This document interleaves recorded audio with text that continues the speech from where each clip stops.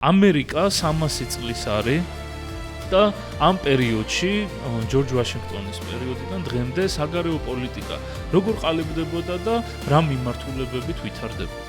ამერიკის შეერთებული შტატების გარშემო ეს საზღვაო სახელმწიფოს გარშემო იკვრება იმის ხედვა, რომ ისინი უფრო და უფრო განიან პლანეტარულ მასშტაბს.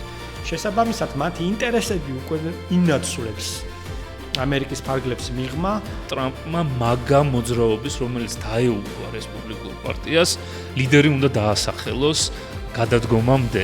ამასობაში ესეთ აღმოცენებული ჩინეთთან კონკურენციისთვის აღმოჩნდა ამერიკის შეერთებული შტატები, რომ წმინდა სამხედრო თვალსაზრისით არ არის მზად. პრაქტიკულად ურთიერთგამომრიცხავი მიზნები ამოძრავებს ძირითად მოთამაშეებს, ვინც არის ომში ჩართული, რუსეთს და უკრაინას კიდე თავი რო დავანებოთ, იქ ჩინეთი, ამერიკის შეერთებული შტატები, ევროპა. უკრაინასთან ჩამოვა ფარდა ალბათ ევროპისთვის თუ როგორ იქნება ეს ყველაფერი, ამას განსხვავებავს ახლა ეს მოლაპარაკებები.